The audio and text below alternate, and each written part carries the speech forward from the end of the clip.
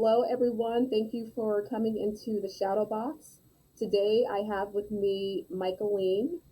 I am your host, Carlise, the owner of A Peace of Mind and the Chakra Box.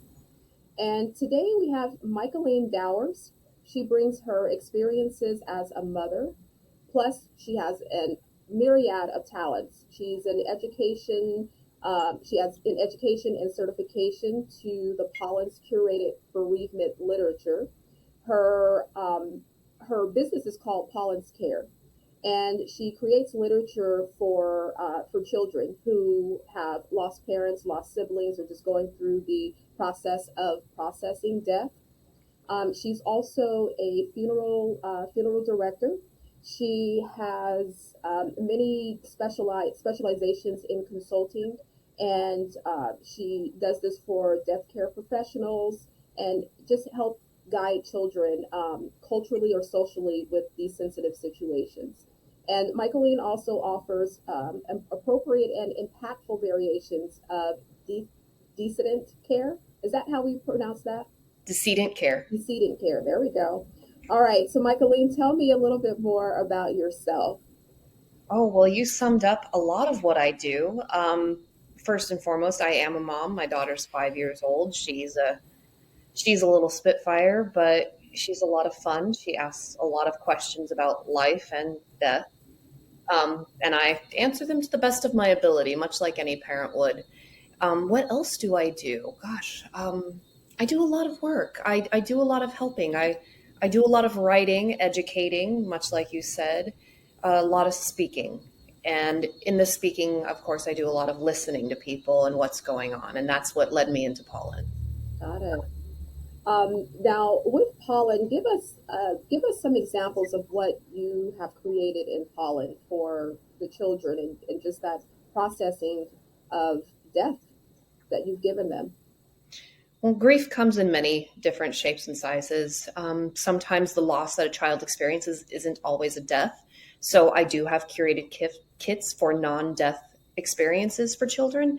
But the main goal is to provide grief literature at the age of the child that is experiencing grief or who will experience grief in a way that is educational, possibly fun, and just gives parents a little bit easier way of telling them when bad things happen. So the kits I create, they usually contain anywhere from 2 to 4 children's books about grief.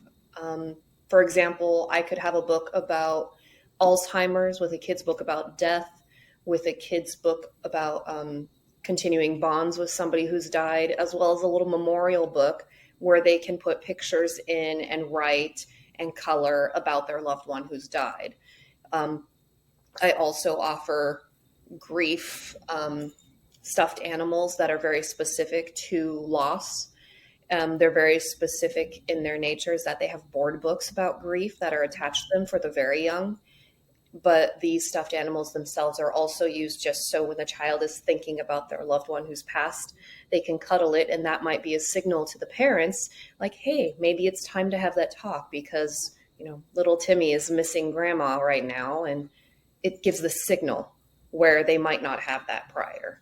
Yeah, I love that because we oftentimes think that children do not need to process death, or if they are too young, that they're not recognizing what's going on around them. And the thing is that they do recognize it. They just don't have words for it. They don't know how to feel about it or know that their feelings are normal to want to cry or to even process other people crying around them, or a loss in divorce. If we have divorce and you no longer have mommy and daddy in the home, you're missing one or the other. Like, how do I facilitate this? And you give that literature to them so that they can kind of put words to their surroundings, words to their environment. I love Absolutely. that. Absolutely. The whole purpose is that it makes the parents more comfortable. The children are already comfortable with this. This is a learned behavior, the discomfort. So we as westernized culture, we're in a very death defying society. So we like to soften the blow went to be with Jesus or went over the rainbow bridge if it's a pet that died, things like that. Those euphemisms, they sound sweet, but they're not paying honor to what really happens, what truly happens. What does went to be with Jesus mean? What does where the rainbow bridge mean? Like, they died, they're no longer physically here. Yes, we can have our personal beliefs around it, but you have to be straight and to the point. And on the idea that, young children don't grieve, research shows that children as young as newborns grieve if the mother is lost. Once you hit about, I believe it's 6 to 9 months in stage, if they've had that bond with the mother and then the mother's taken away, they're going to grieve. They can't speak. They Yeah. can only cry and reach for things, and that does put an effect on the children. So not saying anything is not an option. Yeah. And what we have to really respect with you, Michaelene, is because you're on all sides of grief. You're on the back side, you're in the front, you're dealing with grieving families, you're dealing with the business side of grief. And with that comes a logical understanding of what needs to be said, how it needs to be said, um, who you're speaking with. But you understand that it's not a Walt Disneyland ordeal, Correct. and that's exactly what you just described. Like, you have to say, this person died, this person is never coming back, this person was ill, all of these, the pertinent information that's needed to process. Again, my favorite word, I think, is going to be for this for this podcast episode is process. But to process, what it is that's really going on, because the worst thing that we can do for children are is to put them in this, again, Walt Disney World mentality, and then when life starts to hit them, death, divorce, bad things, what have you, they're just totally just blindsided because no one ever told them the truth about it. Or it's a surprise. The best time to talk to a child about grief and loss and what just the plain description of what death is before a death or loss happens, any kind of loss. These books aren't just for after somebody dies, because when somebody dies, it's not just the child that's going to be in turmoil. It's if grandma died, one or both of the parents is going to be upset. Mm-hmm.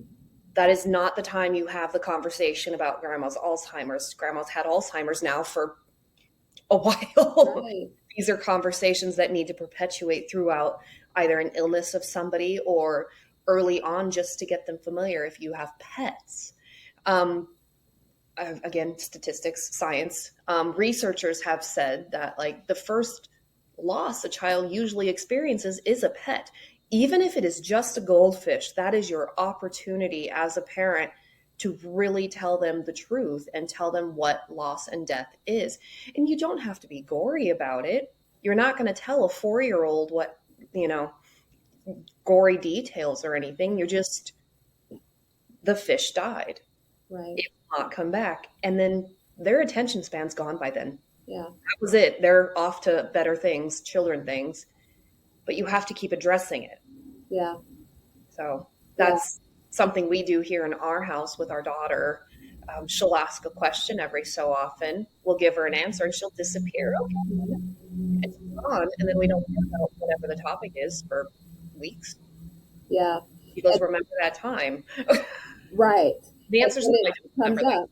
Yeah. And then it comes up and you're like, okay, it's back in that long-term memory that she has, but Mhm.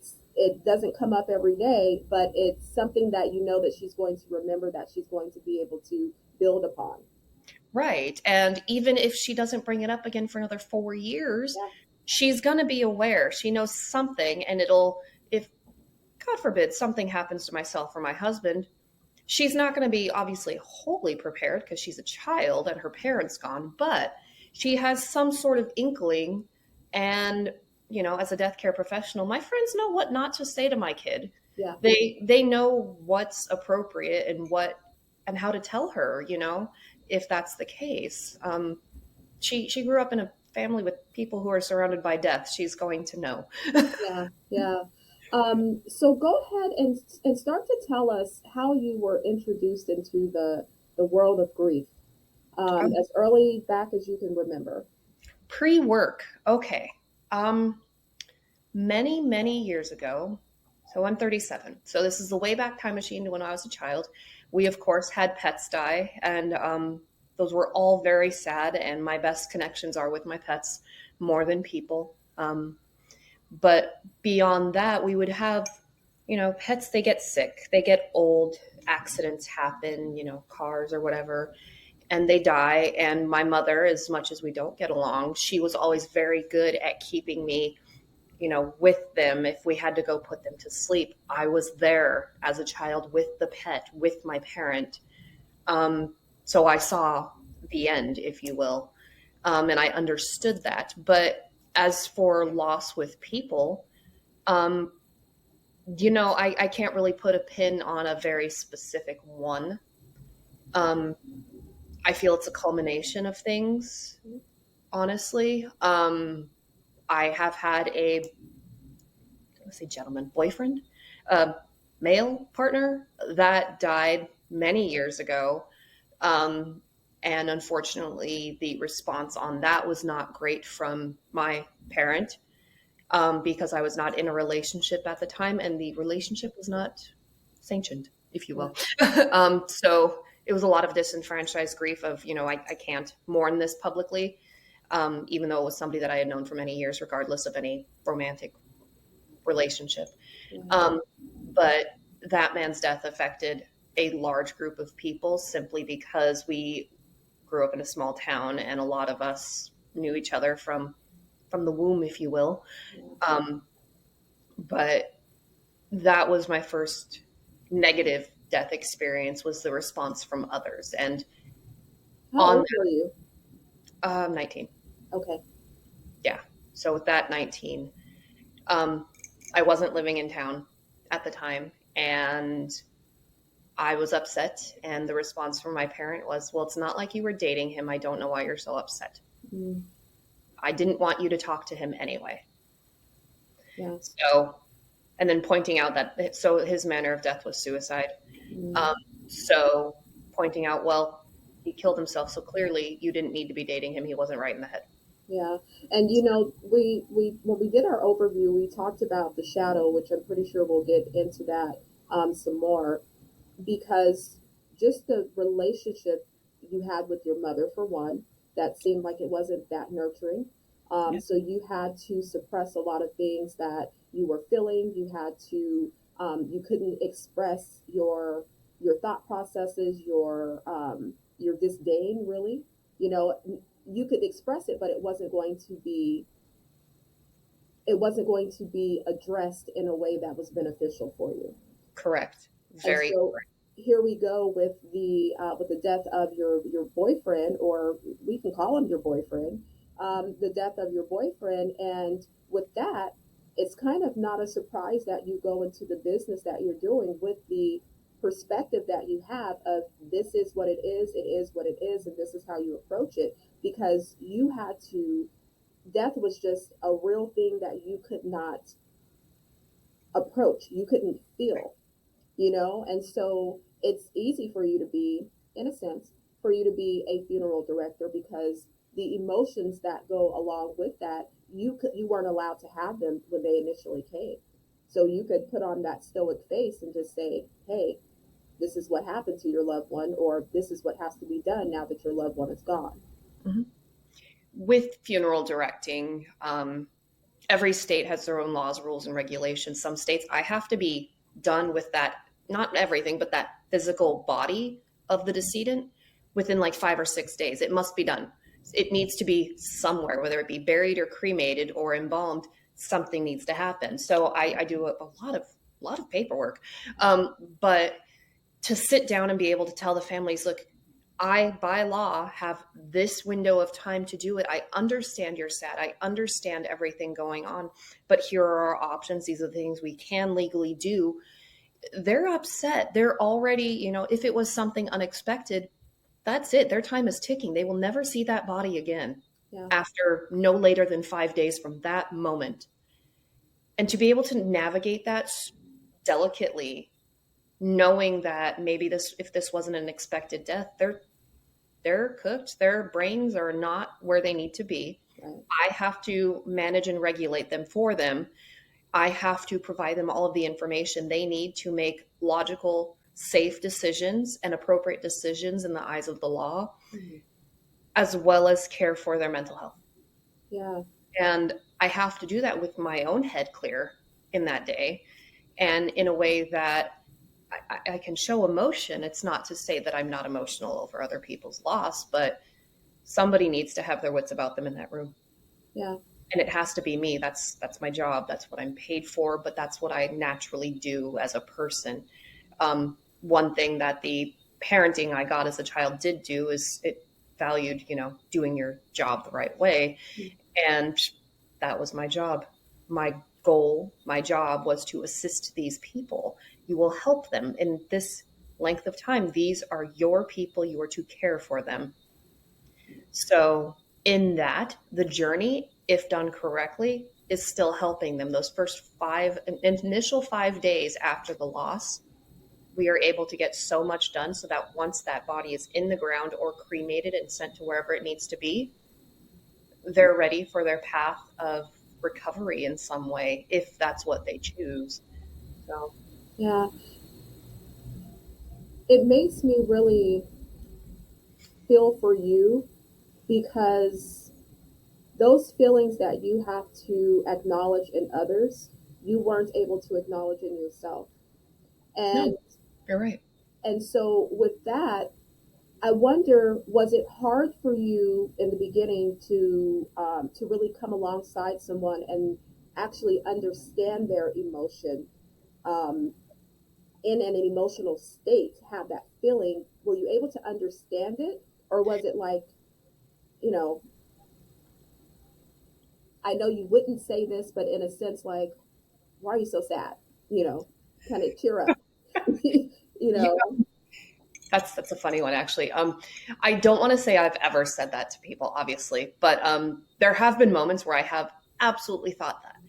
Um, so, for example, if somebody walked in and they're just distraught about their dead mother, and then I'm like, oh my gosh, okay, something horrible must have happened. We sit down, we do the arrangement, and it comes to find out their mother is 105. You, yeah, lived a good life. yeah, what did you think was going to happen? Yeah, But when you remove that context of the age, this is still their mother. yeah, So I did not have that bond with my mother. I had bond with other people's mothers, yeah, but not my own in that way. There is obviously a bond there with her, but it is what it is. But I see other people and I almost yearn, I guess might be the word. That's a strong word though, isn't it? Yearn for that type of relationship that I see them having yeah, or that they have had with their mom. In pre-arrangements, I've walked into a vigil around the bed of somebody that was held in such high esteem and loved so yeah, much and cared for so many people, whether they were her own or not. And to see that is kind of magical, knowing that this individual did her duty throughout life to care for others, and now they're caring for her. yeah, So I yeah, almost use, and this is a whole psychology thing. Um, I almost use what I do as not a penance, but am I doing enough? You know, are you doing enough for the people you're serving or for your own child? for the people I'm serving. Okay. Yeah, am I doing enough for them? Am I taking everything I know, all the knowledge in my head, because every bout of knowledge isn't necessarily there for me. Yeah, It's so I can share my abilities with others, and that's what I do. yeah, Coming up with pollen was just another thing in the hive, if you will. yeah, Um, I love it, and I'm able to help people. I'm able to help children. I'm able to help families talk to their children. But um, it's just one of those things. If I do all these great things, what does that mean for me in the end? Am I surrounded by people with love, with yeah, affection, like everybody else? yeah. Have I done my part? Am Have I am I going to be remembered in this way? Yeah, and I feel like that's all everybody wants is to be remembered. Yeah, Um, people who have experienced loss, and even with you working in your field, and we'll talk about the loss you've experienced too. When we think about life in general, we have the habit of thinking about that end game too, you know. And I am guilty of that. I had to kind of like I had to stop myself from doing that because it became too normal.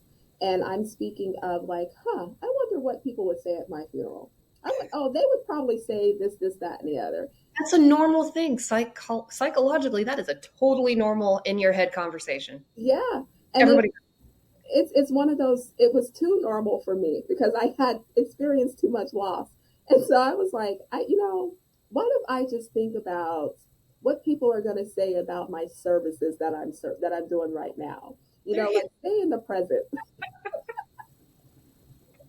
But that is with you saying that, that's a normal, like you said, it is a normal feeling for you to have, especially when you didn't have that relationship with your mother, or you weren't shown um, how relationships like that work, as far as relationships in your childhood, whether if it was with family or siblings or your parents. If you don't see that, and you weren't really nurtured in becoming your best person, and you had to learn how to become your best person. So you, of course, want to know, did I raise myself to be this best person that can be looked upon and cherished and remembered in such a way that has an impact on the world? Yeah, essentially. I mean, do I feel that my mother didn't put good into me? I mean, she obviously did something. Mm-hmm. But, we're all a product of our environment, myself included, and you included. Could I have been better? Maybe. Um, I'll never know. Yeah, I'll never know, and until I die, depending on what happens after we're gone. yeah, Um, maybe I'll know. yeah. Another thing that I picked up on too is everything that you do, you learn how to meet people where they are, and that Absolutely. is that is that is a key part of your job. You have. And I think where that grace comes in for you is meeting yourself where you are, of saying that, I am enough, I am giving enough, and I keep showing up and keep creating new things for people that will impact them, that will benefit them.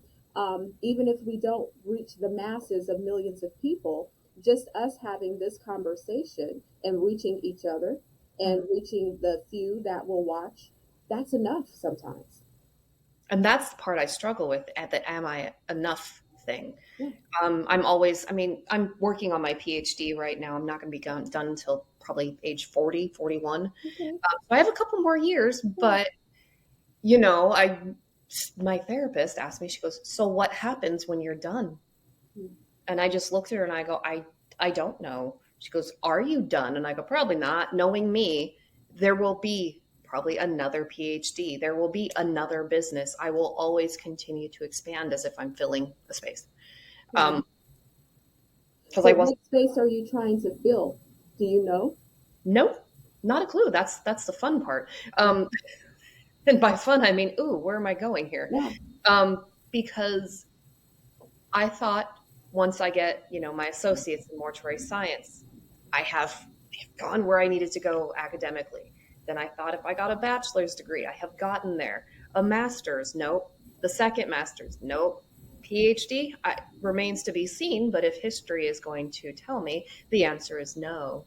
I'm going to have to get another PhD. Who knows? I Mhm. also don't want to pay back that student loan, but hey, that's another story.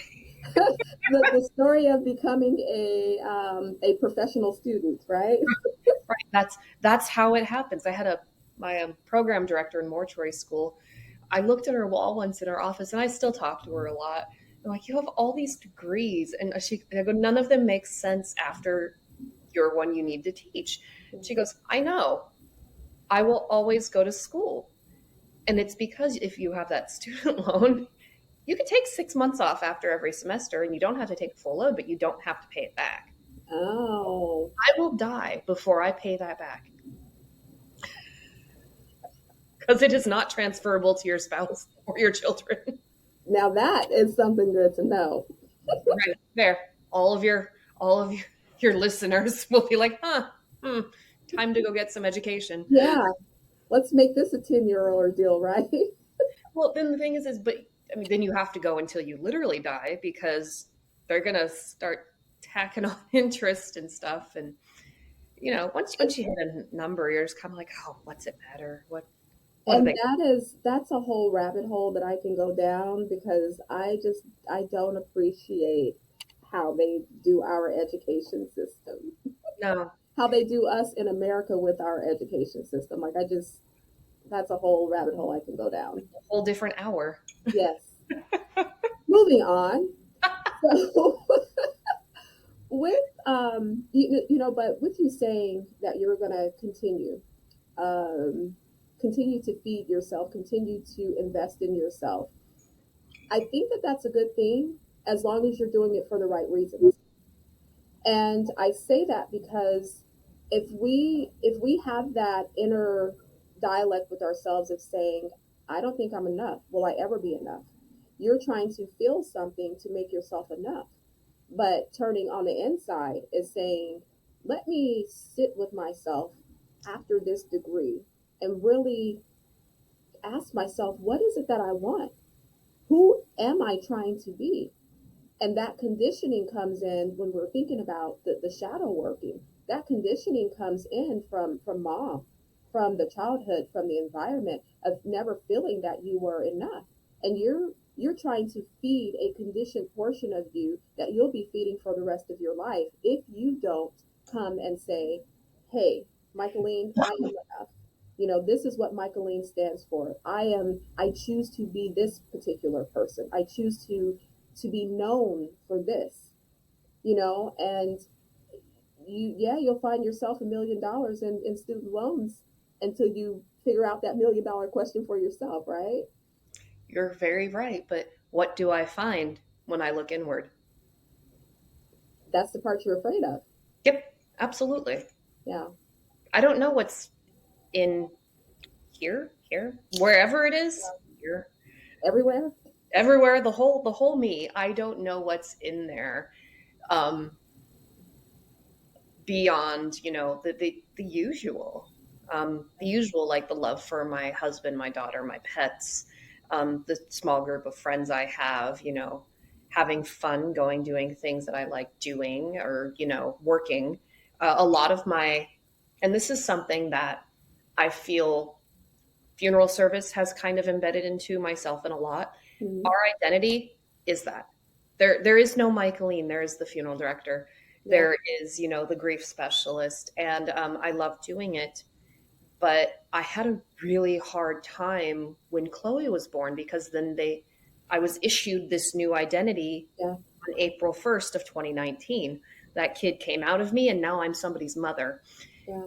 And it was a hard thing to figure out. And I still don't have it figured out 100%.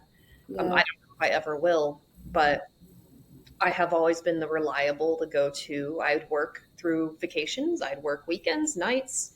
If you call me at 2 a.m., I'm up. I'm going to pick up that grandma who is dead in her bed. Yeah. And it paid me no mind. I don't care. Yeah. Signing death certificates from my phone while getting on an airplane, and pick a place, it doesn't matter, Pennsylvania, and getting it done. And I get it done. That is my job, and that is what they ingrain into us in mortuary school. At least they did. They're seeing I don't say errors of their ways, but the students now, they're not of less quality, they're just of a different generation, one where they're not going to allow these things to absorb their whole life. Yeah. Funeral directors could have tons of divorces. Like one colleague I worked with many years ago, he was on wife number 5, Mm. and that one wasn't going well. He ended up getting a divorce, and that was it. He just was like, I'm just going to live with my dog, up until he retired a couple years later. And I don't know what happened after that Yeah. because it sucks up so much. That's really interesting that you say that, and I would love to dive into like the psychology of funeral directors, because it does come natural to some people. Some people are really just interested and fascinated in life and death and what happens after. I mean, that's normal. Even people within that are science lovers. Yeah. You know, when you start thinking about autopsies and organs and things of that nature, you know, you want to do cadavers. You want to go and I used to want to do one. I just don't think I can handle the smell anymore. But that is something that I was like really wanting to see these organs. So it's not to say that funeral directors or embalmers that they're weird people and that they're just something's wrong with them, but for you to say that that they have a high rate in divorces and things of that nature, like I would almost want to say probably 60% of them are running from something. You Do we have know, divorce, depression, alcoholism, drug addiction? I mean, there's other industries that also have this, but lawyers. lawyers, yeah, and it's the high stress environments because not me particularly, because my husband, he was a Marine. I can tell him just about anything, Yeah, and he's like, okay, But there are other spouses out there that they go home and they can't. There's If you tell your spouse certain things of your day, they will go vomit, yeah, or it will poorly affect them for days and weeks upon end. yeah. I don't have that experience. I can come home and tell my husband pretty much anything if I wanted to, and he's fine with it. We'll talk about it. But talking to somebody about a really bad case, and I don't mean just like a physically bad case, but the psychology behind it Hmm. is hard. Um, because they can understand, they understand the words coming out of your mouth, Right. but they don't understand, you know, all of it. Like I don't want to call it my favorite case, my most memorable one, and it wasn't even a quote bad case. Hmm. It was a 26-year-old man, 26, who was young, um, who died. He basically he was at his grandma's house. It was Thanksgiving Eve, if you will, and said, I'm not feeling too great. I'm going to lay down on the couch. Wake me up when it's time for dinner. And she said, okay. And he never woke up. Mm. And that was it. And working with them was hard. Yeah. Culturally speaking, it was an African American family. Culturally speaking, like let's be honest, the cultures they're very similar between the African Americans and the whites, but they're very different in how they practice grief. Yeah. They just are. And I was chosen as the director for them by our administrative staff, who is an African American woman who knows I used to work in an African American funeral home at one point years before. Hmm. And I said, okay, what do I need to know? What do I need to do? And I just told the family, you're going to guide me through what your interpretation of your culture is, how I can help you with your son. And, the ins and outs of it all, I actually ended up crying in this service. They didn't see me, but the gentleman's brother caught me crying in a back room. Yeah. It was mortifying. Yeah. And that's not the Because response he I have. caught you crying, or because you He was found looking yourself for the crying? restroom. Yeah. He was looking for the restroom and opened a door, and I'm just in a storage room, just like, like crying and like trying to hold it in because I have to go back out there and work with Yeah. his family. And he just came in, and I'm like, I am so sorry. He's like, you're crying. My brother was a great guy, and you helped us out a lot. You're part of the family now. Yeah. And I love hearing that Yeah. because they have given me a glimpse into their life. I can heal them better from the inside. Mm. And that guy gave me the best hug I've ever received in my life. It was Yeah. the best. And we sat there and cried and hugged. And then he's like, let's clean your face up. So got my face cleaned up, and then we went back out there, and I went back to work as if Yeah. nothing happened. And that's my goal, is to not interject into their family, not be into what they're doing. But with that knowledge, I remember the faces of just about everybody in that room. I remember his casket, his body, his clothes down to his socks. Yeah. I remember his mother and his girlfriend spending time with him every day. They would come in. I said, I'll just keep him presentable and ready for you so you can spend time with him up to the funeral. Yeah.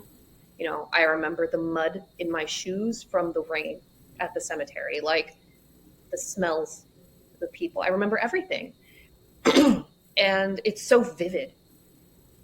everything from that day, from those weeks with that specific family. So is that trauma? Probably, I guess. I don't even know if we would even say that is trauma. I think that at that very moment, you felt something that you weren't able to feel before. And then on top of that, you were given permission to feel that. And you didn't get permission way back in the day when you needed permission. Right.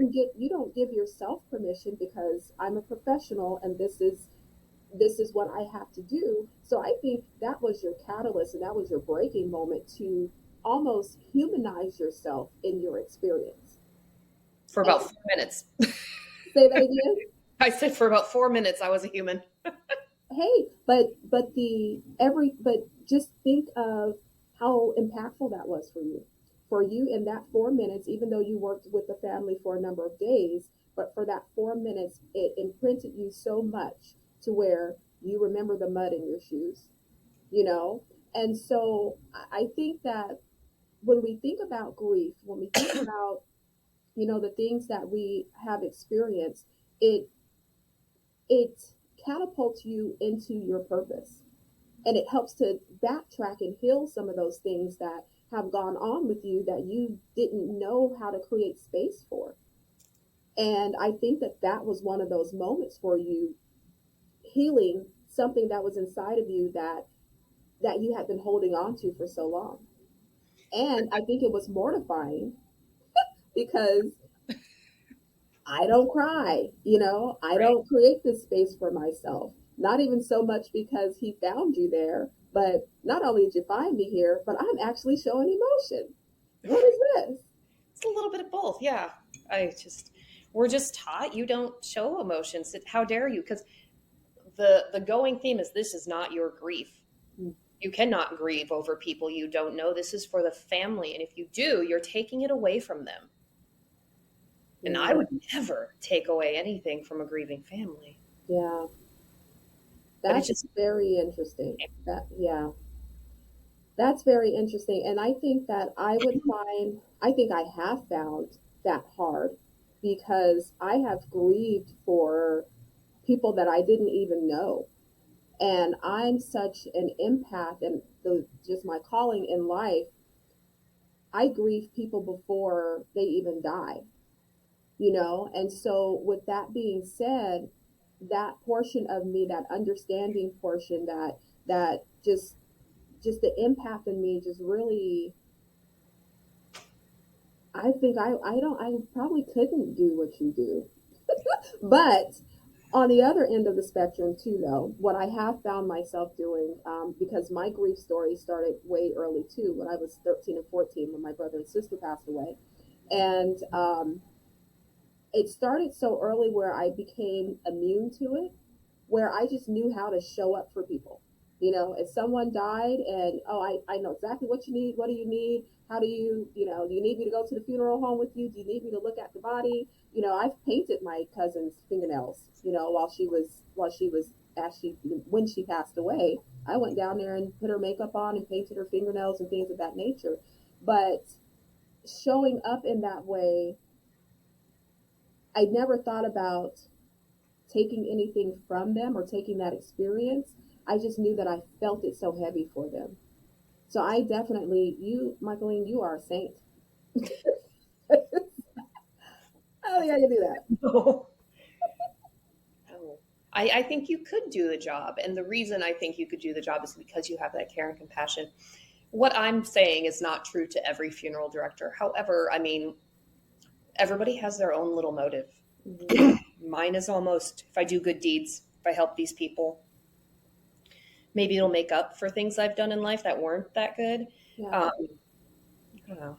yeah. Because would I say I was a quote good kid or good person? I mean, not necessarily. I wasn't bad, but I I mean, mean, but who hasn't done something they would rather not the world to know?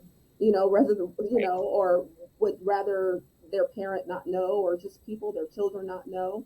Those are normal things. But again, I will always come back to this with you. It's that nurturing, that mother, that stuff that you didn't have that made you feel like you were such a bad person.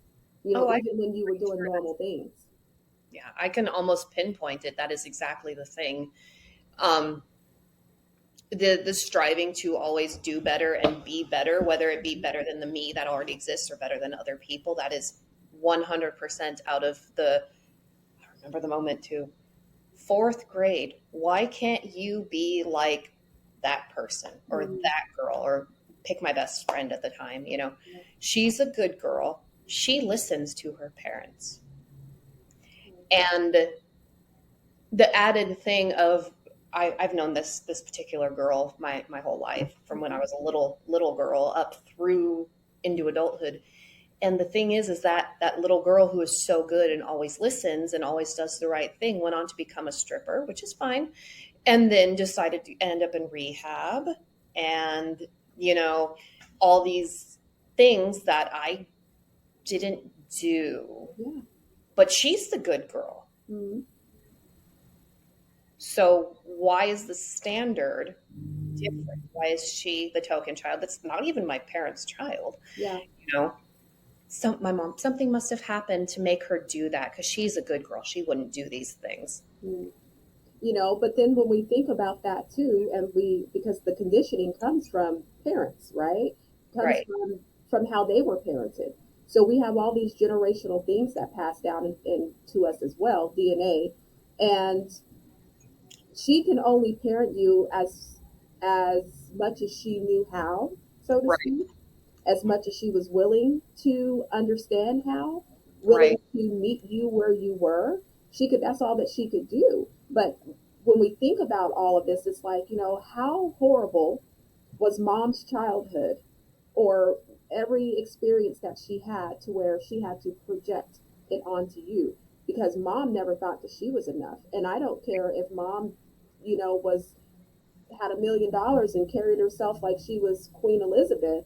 There were some insecurities within her that she needed to project onto you so that she wouldn't feel less than.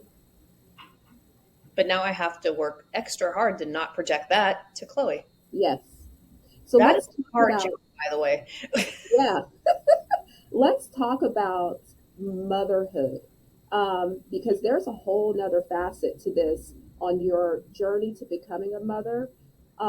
Let's dive into that. Okay. So, motherhood, it's weird. Not a super fan of it as much as I love my daughter. But again, it took my identity in some way away from me as a funeral director and a professional and reshaped it into something different, which it seems to be panning out now. But at the time of having Chloe, we had just finished doing 5 years worth of fertility treatments, and nothing had happened out of that. We got rid of all of our baby stuff, and then one day, boom, I'm pregnant. Mm. Not with fertility, by the way. So that, yeah, Like, so you grieved your money because all the money that you poured into it, right? I literally looked at Jack and said, as if this couldn't happen any time in the last 5 years. Yeah. So, so I mean, if it would have happened right out the gate, I'd have a 10-year-old right now. Hmm. I don't want a 10-year-old. Like, ugh. She'll get there one day, but not right now. Yeah. But she's 5. She's fun. She's a personality. Hmm. There's so much personality in that little person self of hers that I want to say I don't know where it came from, but I do. Yeah. Yeah. Looks identical to my husband. Absolutely identical. And acts like you. Yes. Yeah. The bad mood version of me, which is not the me that you want. Just wait until she gets a teenager. I don't want to. I will send her somewhere. She can go away. But I mean, taking in the parenting, the parenting moments is what helped me shape Pollen to what it is the last few years, based on Chloe's experiences and my experiences with Chloe. We had two incidences I'll tell you about. The first one is, so both my husband and I travel a lot for work. So, for a week at a time, every so often, one of us is gone. And at night, when the kid's going to bed, we will FaceTime with the other. Just, pop up, say goodnight to mom or dad, whoever's not there, and tell about your day, and then go to bed. Well, one night, this is probably about 2 years ago, it was bedtime. I had Chloe in bed. She goes, it's time to call dad. And I go, okay, we call him. And he's walking down a street in somewhere, I don't know, Baltimore probably. Hmm. And we're on the phone and he's talking and then boop, the phone cuts out. And I go, oh, okay, dad's gone. She goes, dad's dead. I'm like, what? And Yeah. dad's dead. His phone stopped working. That means he is dead.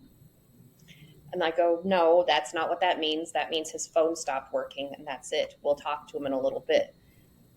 And she's like, but his phone died. He's dead. Hmm. My wheels started to turn. Yeah. Go. I was like, huh, okay. Well, we should have a conversation. I'll get books that I know exist and we'll talk about it next time it comes up. Well, the next time wasn't that far after. She went off to grandma's house a couple states away. And at grandma's house, she goes, Grandma, where's Milo, the cat? Yeah.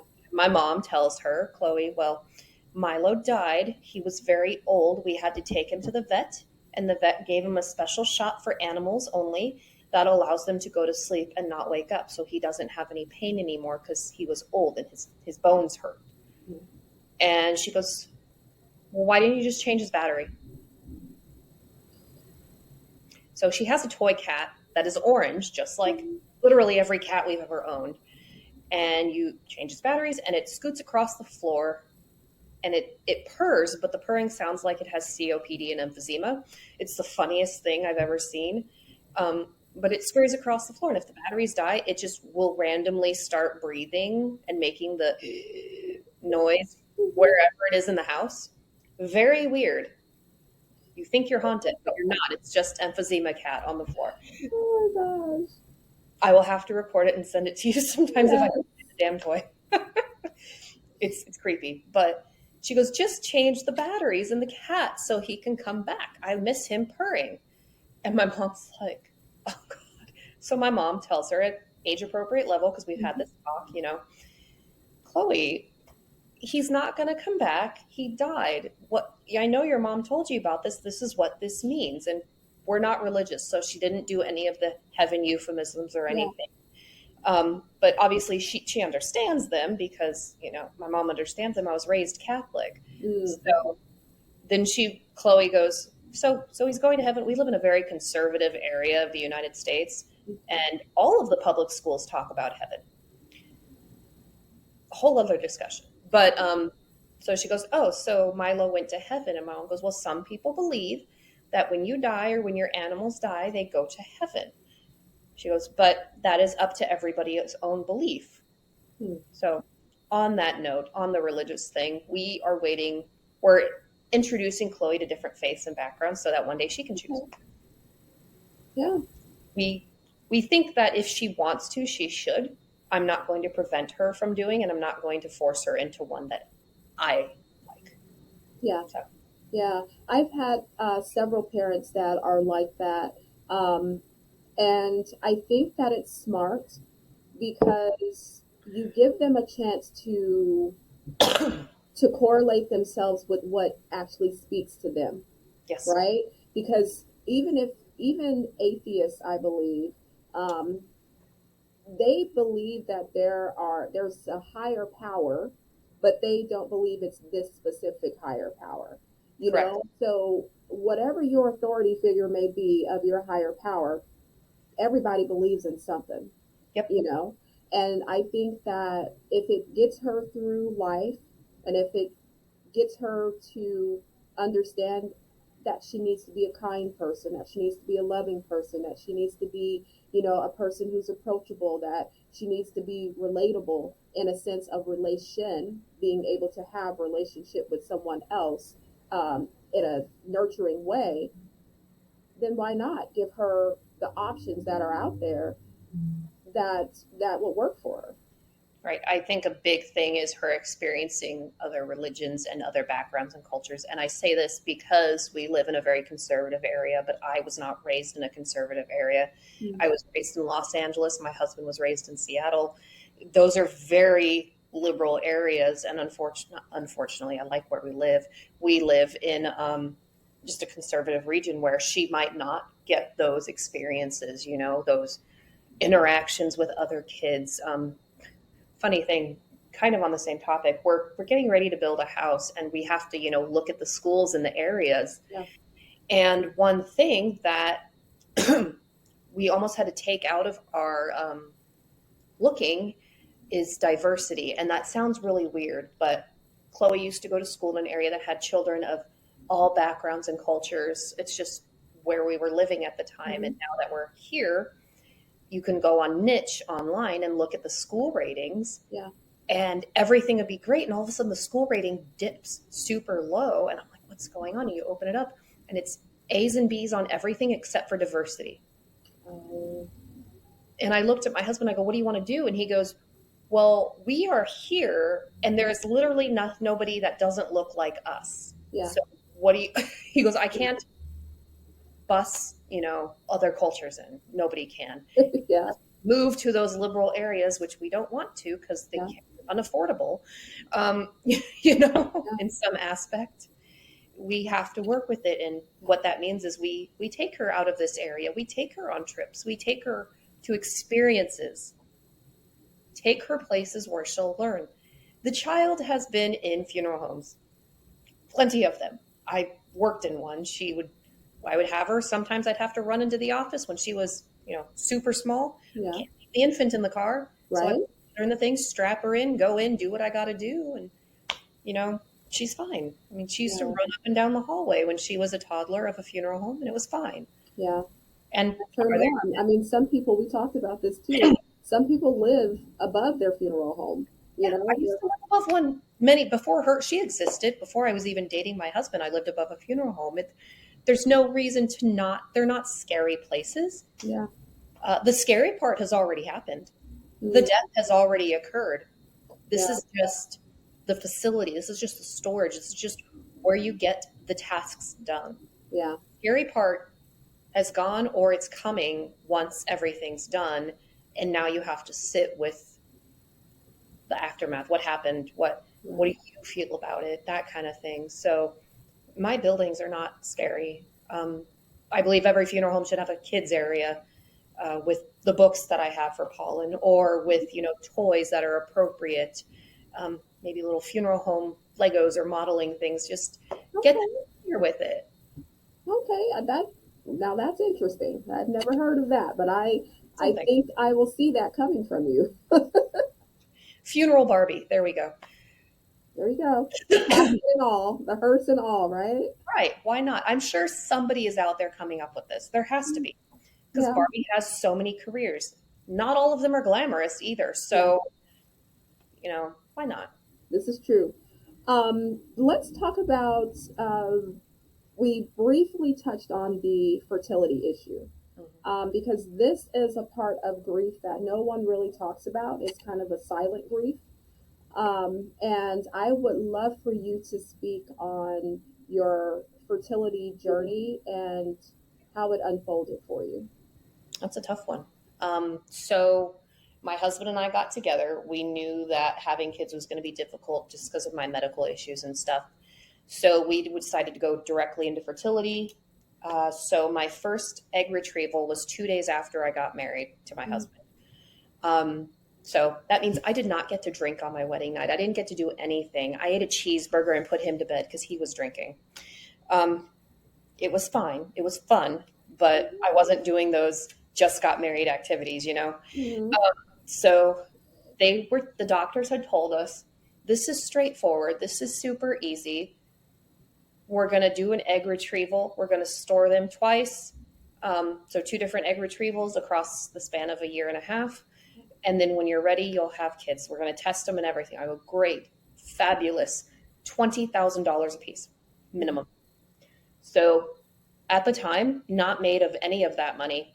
Still not, Yeah. just so you know. And insurance does not cover fertility treatments most of the time. Yeah.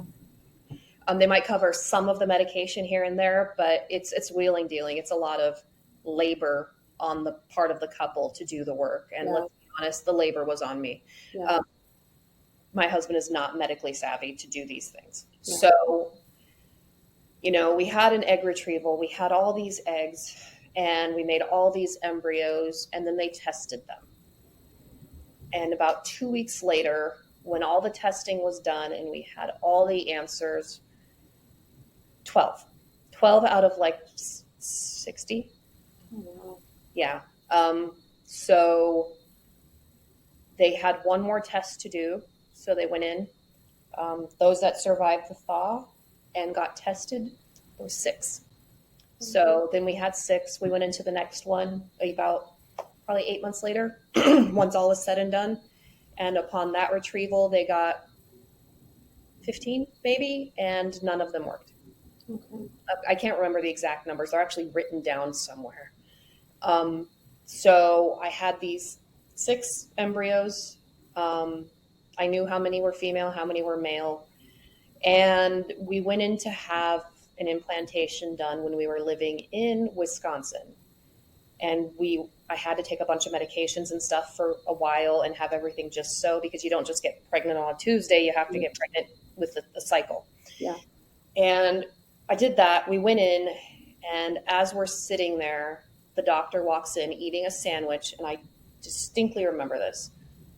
And we're just sitting in the waiting room with other couples, and eating a sandwich, and he goes, "Huh. Oh yeah, I forgot to call you guys and let you know none of them made it." Wow. And then he keeps going, and I just it was the most weirdest experience, and it didn't quite hit me because he kept walking. Yeah. Didn't even acknowledge No. didn't acknowledge you. No. Literally, we can try again in about 3 months. And he gone. And, to the tune of at minimum $20,000 a piece. This is something that I don't just try again in 3 months. At the time, I didn't make more than 40, Yeah. And my husband didn't make more than 65 at the time. We weren't rich. Yeah. This wasn't something that was easy for us to do. So we're upset. We get in the car, we get back to the house, and we're just crying, solidly crying for like an hour. And we were supposed to go on a vacation 3 days later. Mm-hmm. And my husband worked for an airline, and he goes, "You know what? You want to just leave now?" Sure. So we called doggy daycare, said, "Hey, can you keep the girls?" And she said, "Yeah, we can keep the girls." And I go, "Okay, we're not going to pick them up until we come back in a week." And we got on a plane and we left. Yeah. And we went to friends of ours across the country, and we just showed up on their doorstep. They opened the door, we went in, and that's where we stayed for a week. Okay. Partying, having fun, because remember, with fertility, I don't get to party and have fun. Right. That is it. That is my mission. That is my job. Just Yeah. like funeral So service. you overindulged. Oh, God. We left there a week later. We went on our real vacation, which was I think we went to Jamaica. No, we didn't. We went somewhere else. We left some island somewhere. We just gone. Yeah. Yeah. And was it the recovery I needed? Probably not. Yeah. But did it help in the moment? Absolutely. But then we move on. About a year goes by, and I go, "You want to try again?" Now that I've somewhat recovered from this and my body is somewhat back to normal. He's like, "Yep, let's do 2 more rounds and see what happens." It was the same thing. Just nothing worked, and they had no answer. And that's probably the hardest part, is there was no answer as to the why. Yeah. So, 2 years after that, nothing worked. We had, when you're hopeful for a baby and you're told it'll happen, it's not that big of a deal, you buy stuff. Did I freaking buy everything? I had enough diapers for a child, for 3 children for 5 years. All the sizes you could imagine, from the preemie all the way up to size 5 or 6. Yeah. And because what if they take too long to potty train? I had an answer and a theory and a purpose for everything. I had every type of bottle. I had every type of everything, and clothing, both for boy and girl, and neutral. Yeah. I had it all. And then a friend of ours, she got pregnant in July of 2017 and gave birth April 1st, 2018. She got all of our stuff. Yeah. A year prior, a year prior to your daughter being born. Exactly. Yeah. She got all of the baby stuff because we decided at that point, screw it, we're not doing this anymore. Let's start getting rid of our stuff. And then, we did. We sent her all of the infant baby stuff, the smaller, and we worked our way up because these are huge, the large moving boxes from like Lowe's and Home Yeah. Depot. Those were being sent out. We had dozens of them full. We started with the diapers. We went into like all sorts of things. The clothing was next, and we'd stack the clothing in the cracks. But what's interesting is I sent the last box out like June of 2018. I was pregnant July of 2018. I had my baby exactly a year to the day after she had hers. Yeah. And I told her, I'm like, hey, all that baby stuff. She goes, you're not getting it back. I said, fine, fine.